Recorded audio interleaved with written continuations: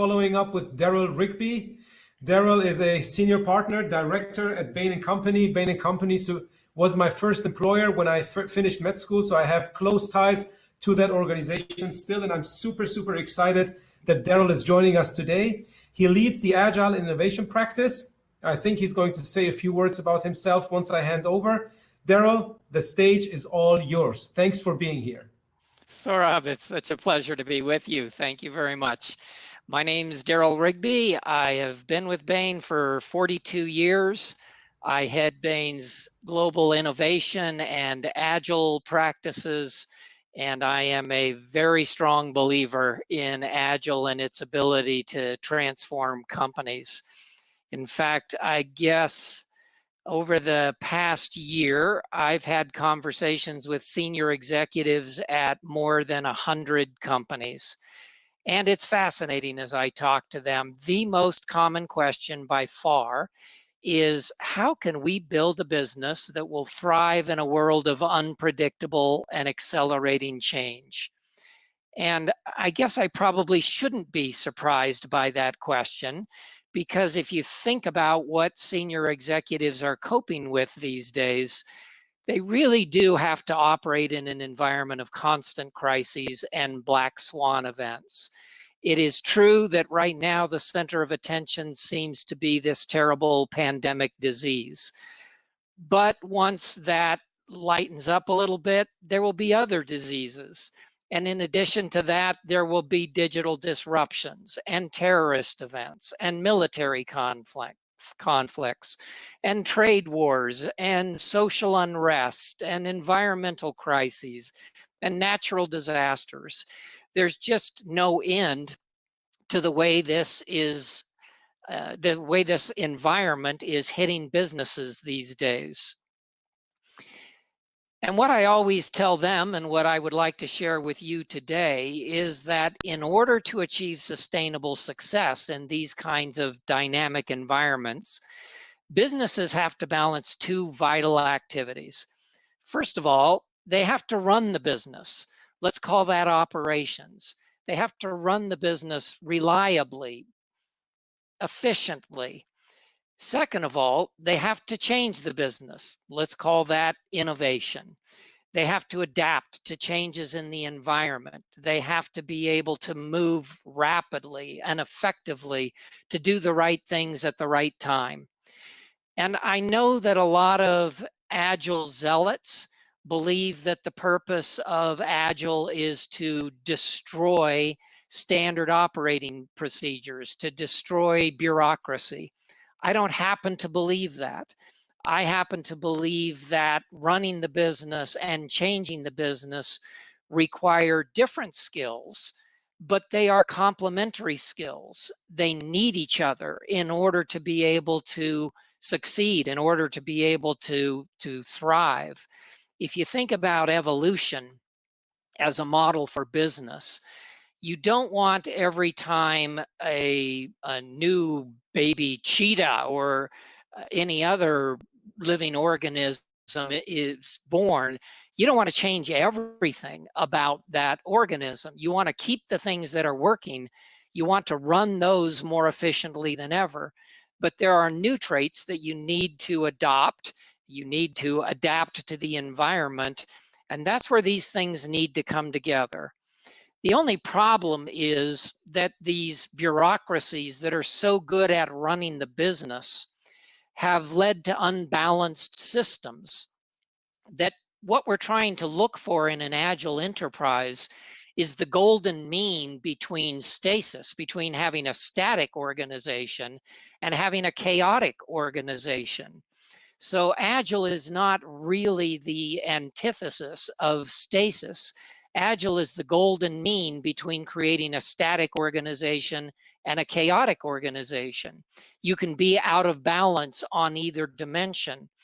But the problem is that bureaucracies have sort of overextended their influence. It's a little like kudzu is destroying everything in its path. And it's not that bureaucracy is inherently evil. It's not that agility is inherently saintly, but bureaucracies with their hierarchies of command and division of labor and specialized functions have created an environment where managers plan, senior executives plan, and workers execute. Then managers rigorously supervise the workers' conformance to those plans. They focus on producing products versus solving customer needs most of the time. They get focused on producing things as opposed to solving customer needs. Predictability gets to be more important than breakthroughs. We would rather have predictable results, even if those results are not as strong as they could be. And we start to believe that meeting quarterly earnings expectations is the most important thing that a company can do. So we pass up bigger opportunities that may have less predictable but better results. And the real goal is to get people operating as predictably as machines. If we could just get them to do what they're told to do as efficiently as possible, then we would view things as a success. What we try to do with Agile is to rebalance this out of balance system. How do we reinflate this capability to change the business, the ability to do innovation? For our book, we did a lot of research on, first of all, does Agile work? And we were fortunate, for the first time ever, I think, to pull together 70 research projects, hundreds of thousands of Agile teams over the last 25 years, and to assemble this data to test once and for all, does Agile have this ability to improve balance and results? And the answers are overwhelmingly yes. First of all, that innovation improves business results broadly. You can see the large number, the overwhelming percentage of research reports that prove that innovation helps businesses. Number two, that Agile innovation is even better than regular innovation. Now, not 100% of the studies show that, but overwhelmingly, the answer is yes, and almost never is the answer no. Some are inconclusive. But look at the size of these green bars that say, yes, statistically, there is empirical data that Agile is working, that the benefits persist when Agile is scaled across many teams, that Agile works way beyond IT, and that Agile enterprises can improve results. This is all very encouraging, I think, when 70 to 90% of objective third-party research reports are saying Agile works, Agile is a way to restore balance and improve results. There's only one problem, and that is way too many companies are doing Agile wrong. And our biggest fear is that doing Agile wrong is threatening to relegate Agile to the scrap heap of management manias. I have been studying management fads, management tools and techniques for the last 27 years. Bain has the largest and longest running research on management tools and techniques. And we've seen these patterns before. We've seen what happens to re-engineering and quality circles when they get misused. And we're seeing all sorts of misuses of Agile. Just as an example, and I'm not going to go through all of these, but one of the most common problems we see is just increasing work in process and multitasking. So senior executives will set up what they call Agile teams, but they're not Agile teams. They're groups of 20 people with part-time allocations to the teams who are multitasking and not working in Agile fashion.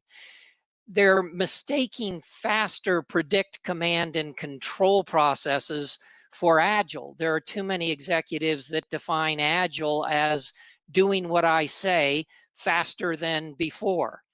We're seeing many examples of bureaucratic big bang transformations and copycat Agile.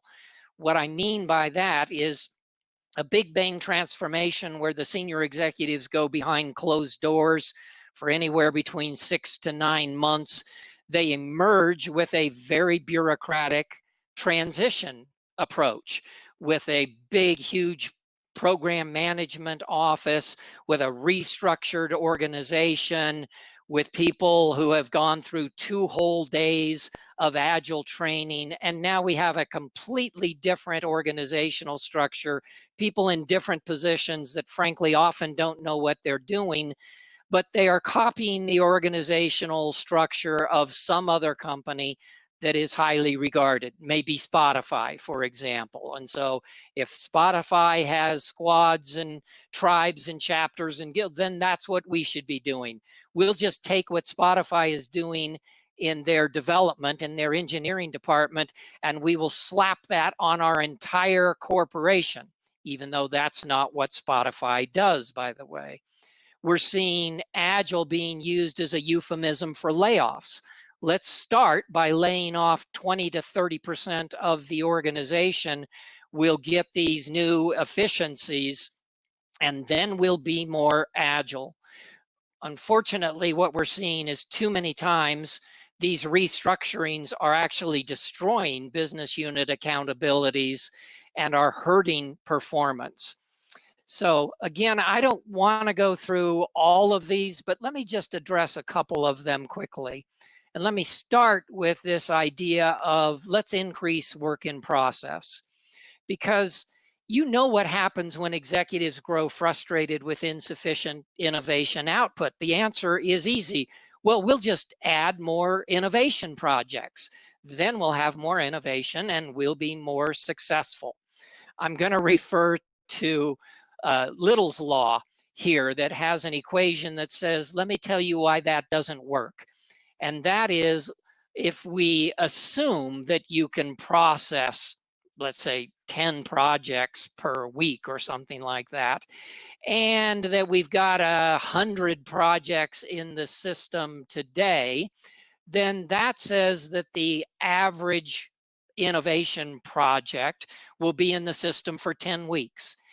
If all we do is add more projects to the system, it's easy to calculate what will happen. And that is, we won't get more out. It's just that the average project will stay in for 100 weeks rather than 10 weeks. And when work is in process for that long, all sorts of bad things happen, including customer needs changing, competitors responding. And so it is likely that at the end of that 100 weeks, by the time we actually release something into the market, it is almost certainly going to be obsolete by the time it gets out. Furthermore, there's a concept called flow efficiency, or velocity, speed, cycle times, getting things into the market.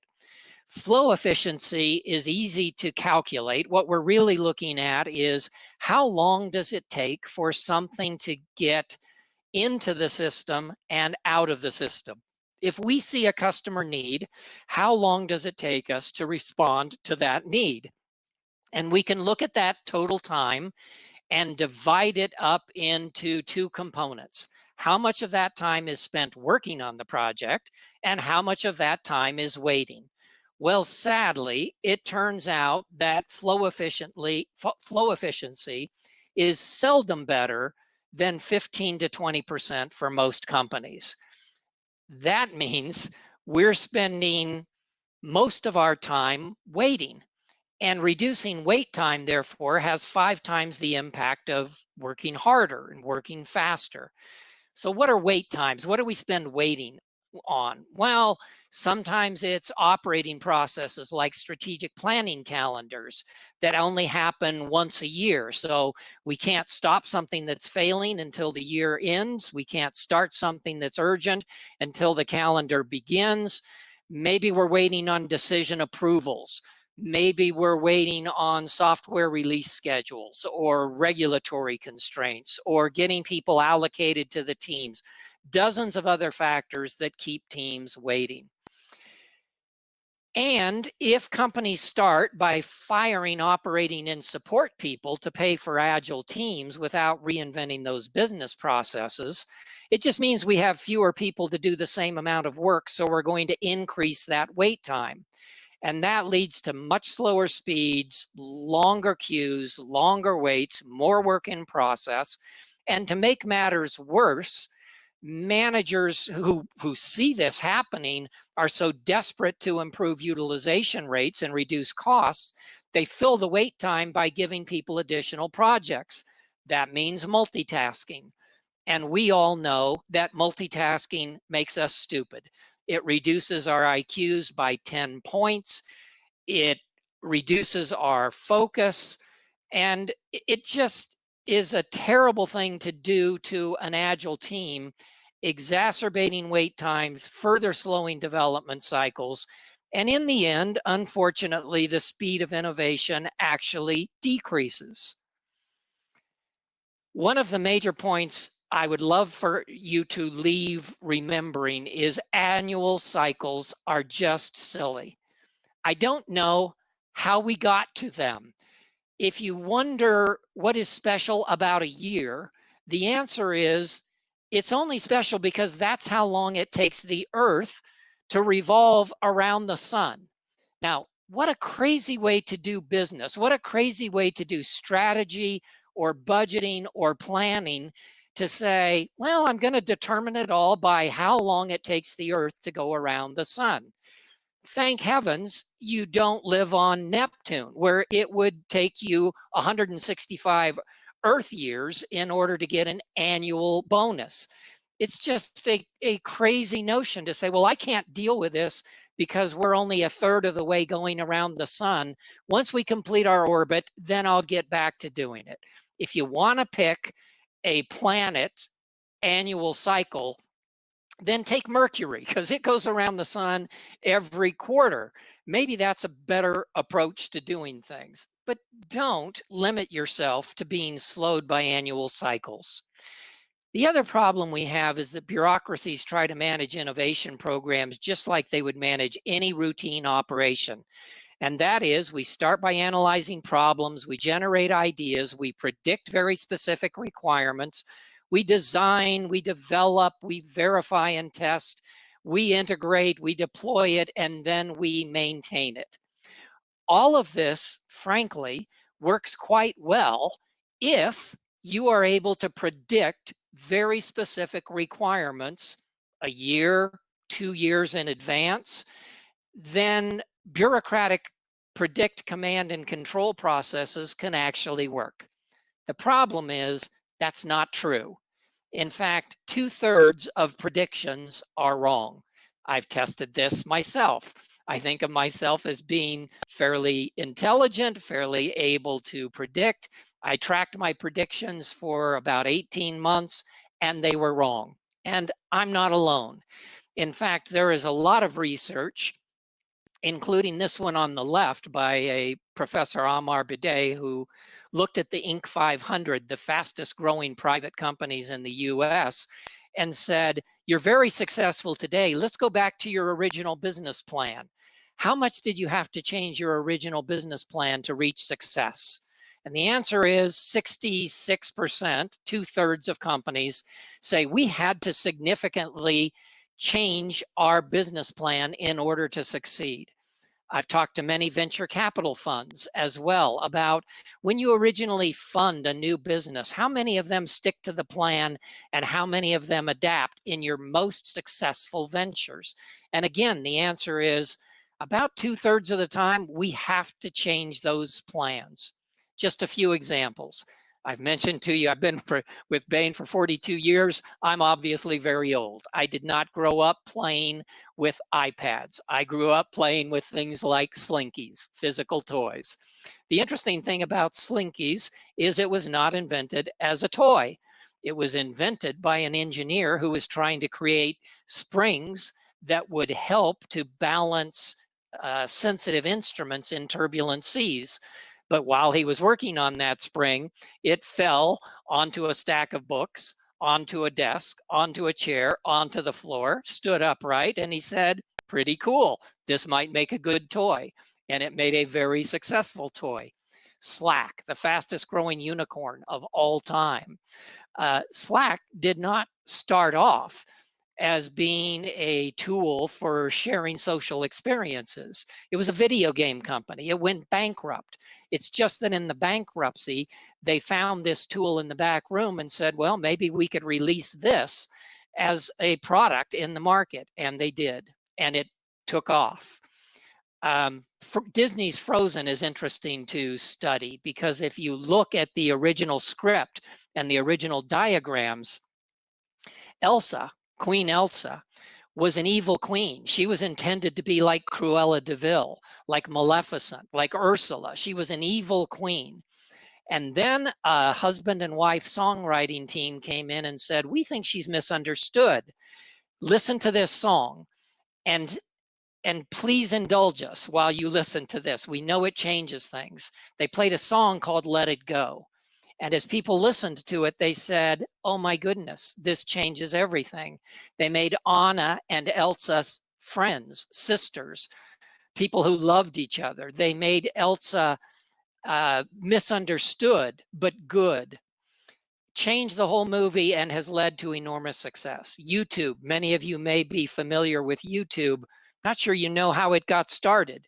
YouTube was an online video dating site for about a week until not a single person posted an online video dating posting.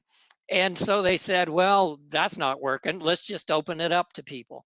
My main point is, if there is only one thing that you take away from this discussion today, it should be this. 67%, 2/3 of your predictions, of anyone's predictions about anything significant, will be wrong. Therefore, plan to adapt. From the beginning, plan to adapt. It is the only way to succeed. Interestingly enough, I find it fascinating that in these transformation programs, about 12% of major change initiatives, only 12%, succeed. That's true of corporate programs. Bain has studied this. It's also true, interestingly enough, of New Year's resolutions. Only 12% succeed. I don't think that's a coincidence. I think there's a common problem, which is that people don't know how to change. It's not that the goal is bad. It's not that they're doing wrong things. It's that they don't know how to change. So what I'd like to talk about next is, how do you do this the right way? And again, I don't need to go through all of this, but we have identified 10 keys to doing Agile right. Number one, you have to know what you're doing. You have to have informed mindsets and methods. You shouldn't be launching a program when you have no clue how it actually works. You need clear and compelling objectives for these initiatives. You need metrics for tracking them. And I know that the Agile community loves to talk about tracking outcomes rather than activities. And that's true, but you really need to track your inputs. How many people do we have that are skilled, our activities, our outputs, our outcomes, and whether we're achieving our purposes. You have to do that in order to build a successful system. You have to create Agile teams that are really Agile teams with all of these characteristics. You have to have prioritized, sequenced, transparent backlogs. You have roadmaps. You have adaptive roadmaps. There's a common misconception that I think is killing Agile that says Agile doesn't believe in planning. Nonsense. Agile plans. Agile has adaptive roadmaps rather than fixed plans. We have explicit roles and responsibilities for discovering and designing and developing and delivering these innovations. We work in small batches with rapid feedback. A lot of people think that the purpose of these short sprints is to get people to work fast. Dead wrong. The real purpose of having sprints finish so quickly is that we want to make sure that we're constantly getting rapid feedback from customers. And just as importantly, that we're creating frequent wins. There's a lot of research on teams that show the most important thing you can do to keep a team motivated is let them see how they're winning as frequently as possible. So if you're getting feedback, if you're learning, if you're seeing constant progress, you're going to be far more motivated, far more successful. You can quickly remove impediments, and you set an energizing pace, not a killer pace, not a burnout pace, not a slow pace that is so slow that you're not going to reach escape velocity, but you set an energizing pace that you can sustain. Our ambition as Bain and as I am working with clients is very simple. We want to help companies build a business that will thrive in a world of unpredictable and accelerating change. We have seen in this recent COVID crisis that a lot of companies are discovering Agile almost by accident. They're not calling it Agile all the time. But in the last week, I've had 5 conversations with senior executives that are saying, I have never been more proud of my organization. We're moving faster. We're not getting bogged down. We're doing courageous things. And our objective is to turn those sporadic innovations into systematic innovations so that we can sustain agility as these crises wax and wane, as opposed to, oh, we're agile during a crisis, and then when it passes, we go back to being bureaucratic and we forget how to do that. And when the next crisis hits, then we learn it all over again. We want to build a system for doing this. We want to gain strength and market share while these changes cull sluggish competitors from the market. And we want people to look back and take pride in how the business delivers superior results by adhering to and balancing its purpose in crises. And that means we want customers who are grateful for what we're doing for them, employees who are resilient, they're inspired to learn and grow, shareholders who value enduring success over short-lived profits, and communities who are proud to have the organization, the business in their communities. That's what we're trying to do. And in order to do that, what we believe is that Agile enterprises will do 3 things. Number 1, they'll run the business reliably and efficiently. Number 2, they'll change the business to capitalize on unpredictable opportunities. And then number 3, they will harmonize these 2 activities without destroying both elements. So they're going to run the business and try to minimize variability. That's the thing about operations. That's the reason that Lean Six Sigma got so popular in operations, because we want predictable, reliable, efficient results. We want to eliminate variation. But changing the business, innovation, actually requires variation. We're trying to fight stagnation. We're trying to accelerate adaptation. So we're going to increase variability and then very quickly limit our losses from ineffective variations and grow our gains from successful variations, so that all we really see in that graph below is the top part of it, the things that work well, that we can grow successfully. How do we do that? The answer is we do it in agile ways. We don't do it in bureaucratic ways. If you think about how ironic it is for any executive to think about, we are going to create an agile enterprise. That's our goal. Now, let's do that in the most bureaucratic way we could possibly imagine. Set up a huge program management office, all sorts of control systems, restructure the entire organization at the very beginning. How ironic is it to believe that that's going to work? The chances are slim to none. Successful organizations believe that you achieve an agile enterprise in agile ways, and that means through testing and learning and adapting. So we begin with agile teams. We prove the benefits of agile innovation teams. We build confidence in agile values and principles and practices. And then we identify future opportunities and potential barriers to do that. And over time, we see traditional innovation shifting to more agile innovation, and innovation as a whole gaining more of our resources and focus as opposed to routine operations.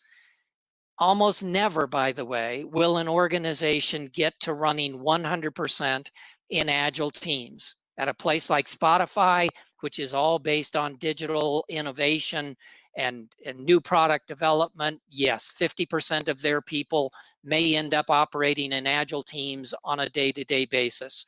At most companies, somewhere between 10 and maybe 20 or 25% of people at any given time will be working on agile teams, even when you become an agile enterprise.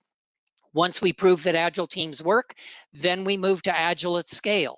We start expanding agile teams to lots of different business units and functions. We increase the scale of agile initiatives. When you look at a company like Saab Aeronautics, for example, they will have 100 agile teams working to build a fighter jet, to build the most effective, cost-efficient fighter jet in the world. And they'll increase the collaboration between innovations and operations. And then once we've mastered agile at scale, then we'll move to creating an agile enterprise. We'll balance this business system to run efficiently and adapt quickly. We'll embed these agile principles and values in every performance unit. And the senior executive team itself will be running as an agile team. And it will be viewing its primary product as, we're supposed to build an agile system, so let's do that in agile ways. Now, this is different from the way a lot of people think about scaling agile or building an agile enterprise. I know this is a little complicated.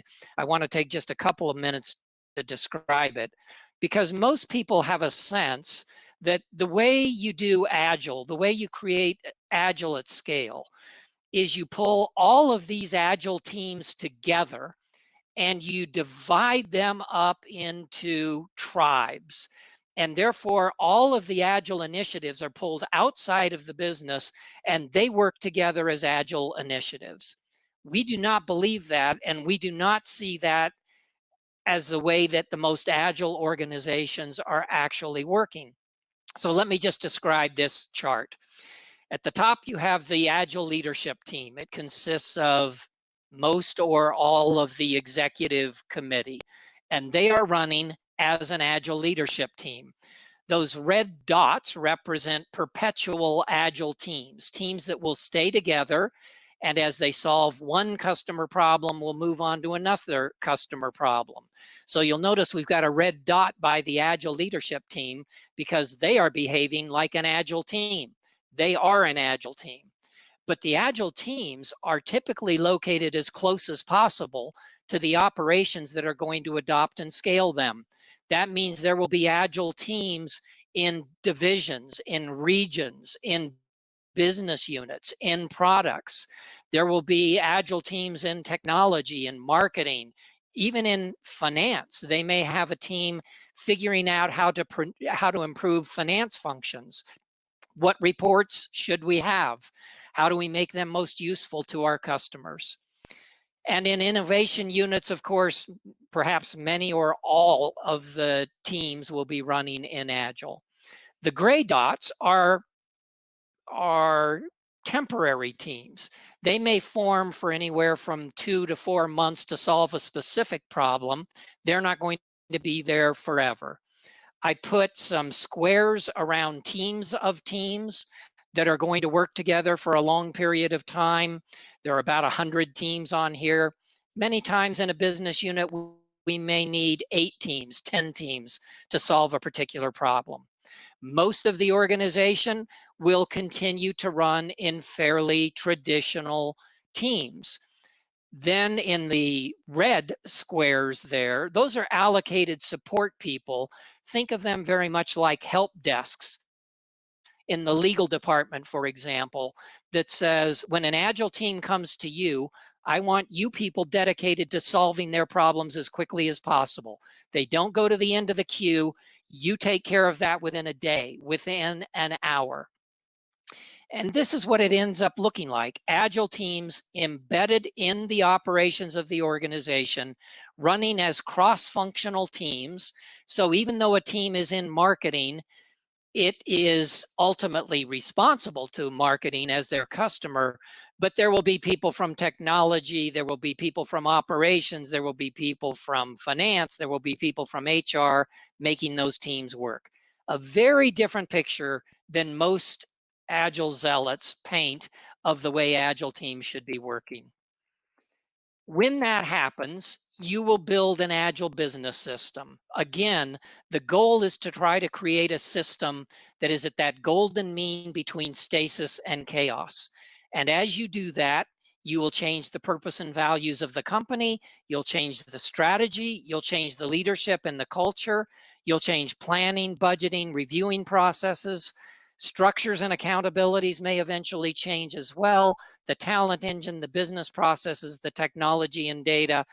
But always what we're trying to do is to avoid the extremes. In leadership and culture, for example, we don't want authoritarian Taylorism, but neither do we want benign neglect. We're looking to create a culture of learning, unleashing talent. And so what we're looking for is this golden mean that achieves a proper balance. If, however, you wanted to ask me, where would I start? If I'm not going to change all of these at the same time, the answer is pretty easy. Because when you survey Agile teams about what gets in the way of adopting and scaling Agile, almost always the top 3 responses are about organizational culture, general resistance to change, inadequate management support, and sponsorship. Oddly enough, it's not about whether the teams are capable of operating in Agile fashion. Teams learn to do this very effectively. The biggest problem tends to be leadership, because what we have to do is to change the mindsets and the methods of leadership so that they're spending less time micromanaging and more time leading. Micromanaging turns out to be a waste of time. We need to delegate to people in order to unleash their capabilities. And if they spend less time doing that, then they can spend more time doing the things that only senior executives are capable of doing. Prioritizing and sequencing work, focusing on the corporate vision and the strategy, and getting the right people to work on the right tasks. We often find that when we actually analyze the calendars of senior executive teams, that before they're doing Agile and 3 years after they've been doing Agile, their calendars change remarkably. That at the beginning, they're probably only spending 10% of their time on strategy development and growth initiatives. They're spending maybe 30% of their time on talent and culture management. The bulk of their time, 60% of the time, is spent on operations management, on operational reviews, financial reviews, crises of the moment, administrative work. Look how dramatically that changes in an Agile leadership team. 4 times more time spent on strategy development and growth, even more time on talent and coaching, and very little time on operations management, that they learned that people can and should do better without a whole lot of micromanagement from senior executives. When you do that, the role of a senior executive changes and the capabilities of the organization change. In fact, what we find is that the productivity of an average worker at the best Agile companies increases by 40%.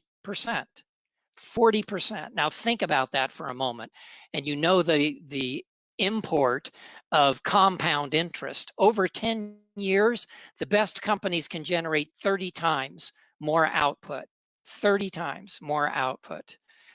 You just focus your attention from less commanding and controlling to how can I unleash the potential of 1,000 people in my organization, 10,000 people in my organization, 100,000 people in my organization. Thousands and thousands of people where the role of a leader becomes, how do I tap that untapped potential? How do I increase their engagement, their happiness, their productivity? For way too many years, there has been this notion that work has to be miserable. Here's the deal. Sure, you are going to be unhappy at work, but I'm going to pay you for being efficient, and then you can take that money, and when you get off of work, you can buy happiness. That is absurd. Nobody should be forced to work in that kind of an environment. And what we find is that Agile organizations are changing that way of working. People are happier, they're more engaged. It is not unusual for me to be in a training seminar where during a break I hear people getting together and saying, I will never go back to the old way of working. In fact, if they made us go back to the old way of working, I would leave and find another place where I could work in Agile ways. That's all I really wanted to share. So, Saurabh, if this is a good time, we can turn to questions. That's an excellent time. Darrell, as usual, perfect timing here. So we have some questions from the audience, but I also have a few questions for you. But let's start with questions from the audience. Now, the first question came from Roberto, and he was asking to what extent you need faith before you embark on one of these journeys, or whether this could be helpful. I think you always need some level of faith, but the beauty of Agile is it doesn't require excessive, unsubstantiated faith, because we're going to test things. We're going to prove to the CFO, we're going to prove to the CEO that these things actually work before scaling them. So I think one of the problems with people who believe in big bang transformations is that you have to instill extraordinary faith, because we're going to change everything in the organization at once. Oh my goodness, it better be right, or we're going to destroy this company. No, we're going to do this in Agile fashion. We'll test, we'll learn, we'll prove, we'll adapt. And it is less of a push strategy and more of a pull strategy. It doesn't have to come from just the top down. The bottom up will create a groundswell of support for this approach. Okay, thank you. So it's very similar to what, I mean, a startup founder would also do, right?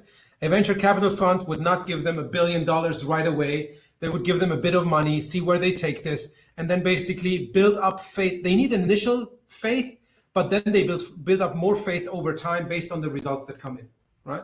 Very well said. Yeah, there was another question now about, at some point you mentioned there might be like 50% teams or people working in Agile teams, and the rest, even if like that would be a lot, like most would be 20, 25%, and the rest would be working in a different, or in the same way that they're working today. Now, the question that came from Joanna was, are we going to have like different mindsets? And already a conversation started on the chat that an Agile mindset already means that you can shape or shift your own mindset. I want to get your perspective on this, Darrell. It is a great question. In fact, I think the most important question.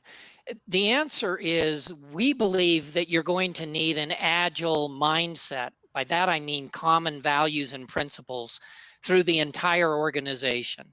And when I think about Agile values and principles, I mean some things like being customer obsessed, because every activity should have a customer.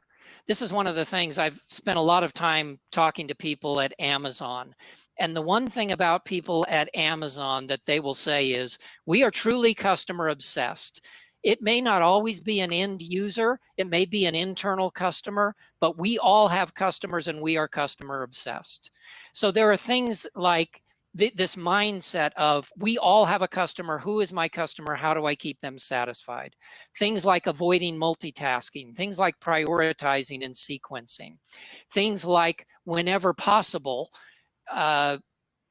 trying to work in smaller teams, even if it's just for a part of the time during the day. Treating people with respect, treating people with kindness. It turns out people are happier, more productive, and we're all happier and more productive when we just treat people with a different understanding of what their potential is, as opposed to, I'm the boss, You do what I say. You're not capable of thinking. So the real answer is everybody in the organization should have an agile mindset. Not everybody in the organization will be following agile methods every single day. That is, we're not all running in agile sprints or daily stand-ups or sprint retrospective. We're not doing all of those practices every single day. But you may get pulled onto an agile team for some period of time and then go back to your traditional way of working. But that's the difference that I'm trying to highlight is common mindsets, different practices for different activities. Yeah. So on a meta level, it's actually the same thing, right? And it's then the awareness to what extent can we predict what's coming, because we've done it several times. And if we can't predict, then embrace the fact that we can't predict it and then approach it in more frequent feedback cycles than we would usually do, right? So there was another question then from Arno, and he was asking, you showed this slide about the best and the rest, and that 40% difference and over 10 years, 30x difference.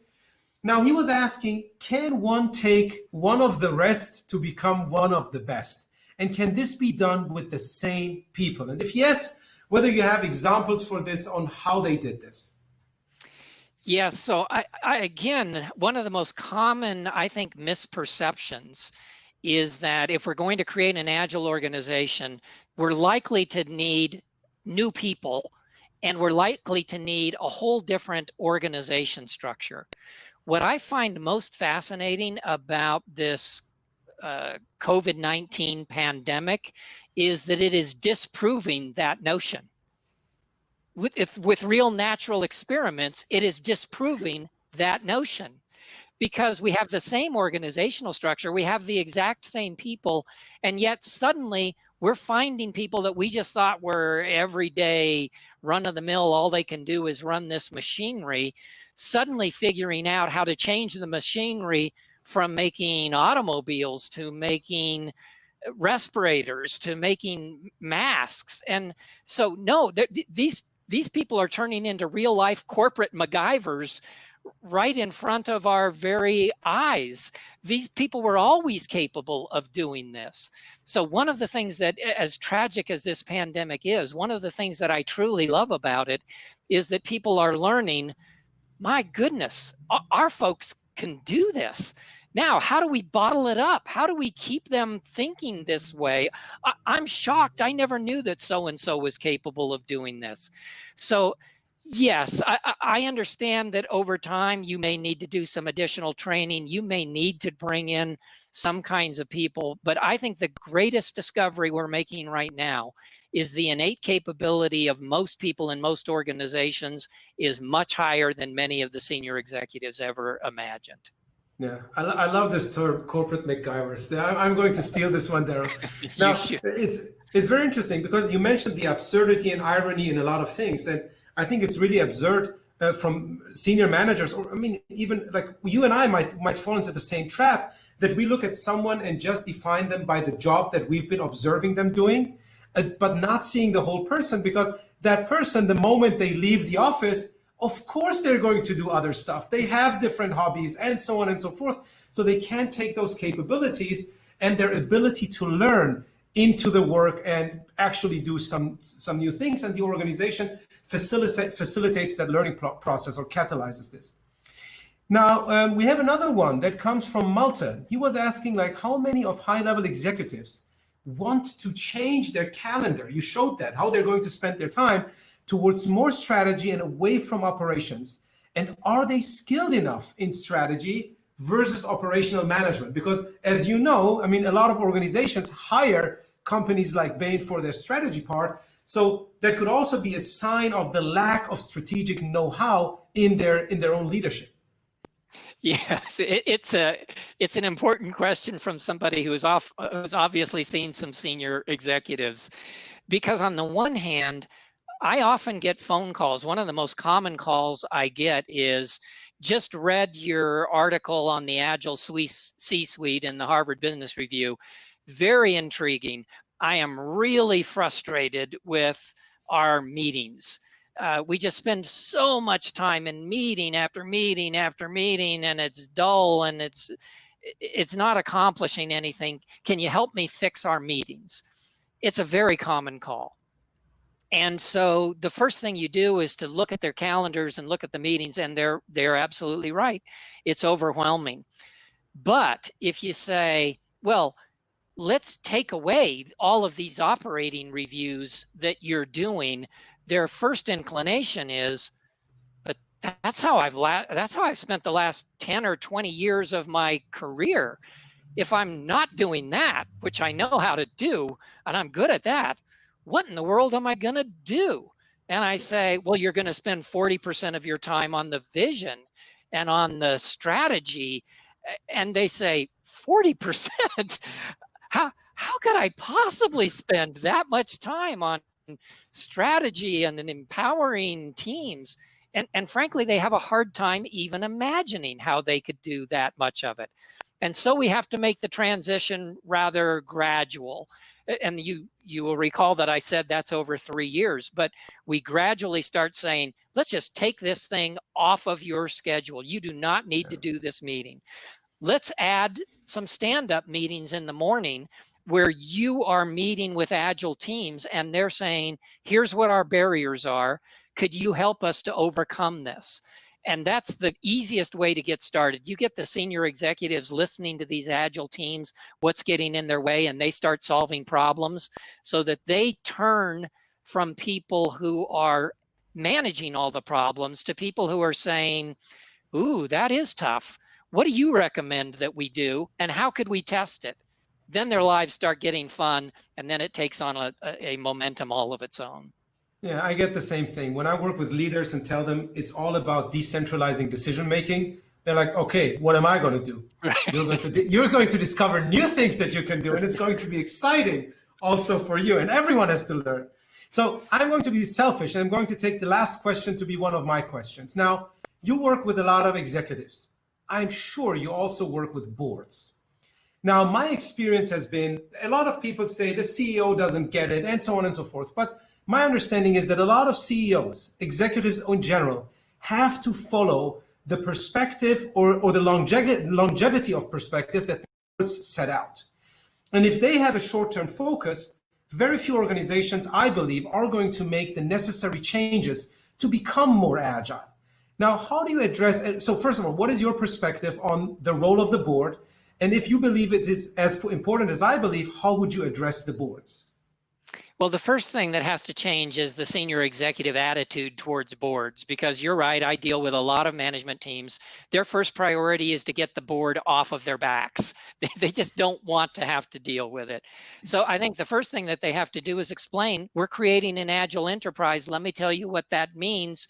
That means we're going to need more of your help in sustaining these agile efforts, and we're going to focus more of our time on strategy and vision, long-term objectives, not the short-term things that you often get involved with. And so to tell you the truth, I've seen board members that get very excited about this. Most of them that are agile, doing agile in their own organizations can't wait to see executive teams getting excited about this, but some of them do need a fair amount of education as well. Yeah, perfect. Darrell, thank you so much for participating in this conference. It was a pleasure having you and hearing your insights, and I'm sure we will connect again soon. Terrific. Thank you so much. Thank you.